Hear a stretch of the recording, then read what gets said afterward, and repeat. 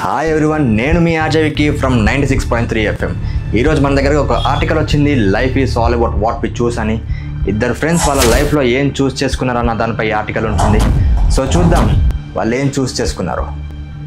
21 years age ఇద్దరు friends డ్రగ్స్కి బాగా ఎడిక్ట్ అయ్యి they have return their own deaths. So ఇప్పుడు చెప్పండి సార్, డ్రగ్స్ తీసుకున్న వాళ్ళ లైఫ్ ఏ విధంగా ఉంటుంది?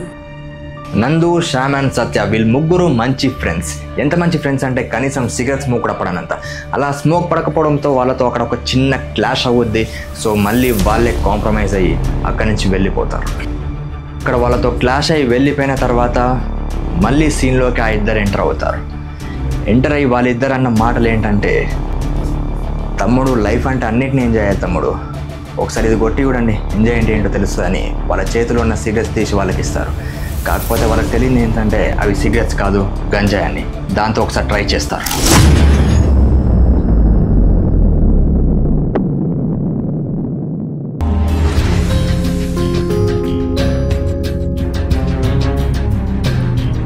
అలా గంజాయి వీళ్ళ లైఫ్లోకి వచ్చింది. దాన్ని ఒక అలవాటులా మార్చుకున్నారు. ఆ అలవాటు కాస్త ఎక్కువగా అయింది. ఎంత ఎక్కువగా అంటే దానికి పూర్తిగా అడిక్ట్ అయిపోయేంతగా.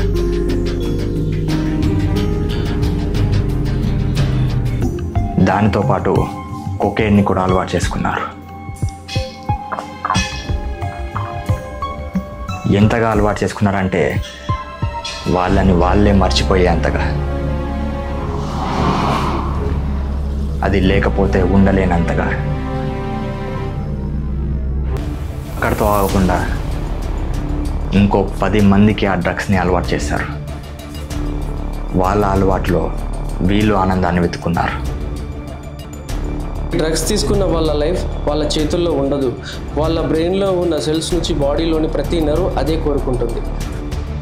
వాళ్ళు మెంటల్గాను ఫిజికల్గాను ఏ పని పూర్తి చేయలేరు. ఆఖరికి అది లేకపోతే నేను ఉండలేనన్నంతగా అడిక్ట్ అయ్యారు.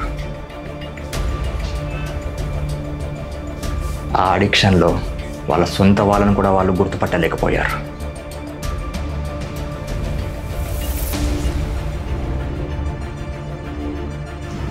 ఒకప్పుడు సిగరెట్ వద్దు అని తీసి పడేసిన ఫ్రెండే ఇప్పుడు అదే ఫ్రెండ్ మళ్ళీ దాన్ని అలవాటు చేస్తుండడంతో సత్యకి కోపం వచ్చి అక్కడి నుంచి వెళ్ళిపోయాడు.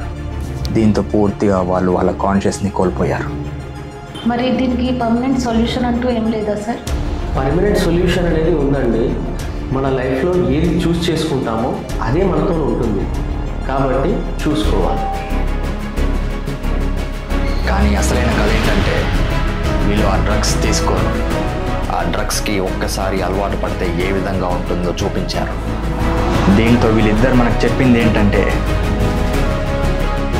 అర్థమైంది కదా, life is all about what to choose correctly, live consciously, say no to drugs.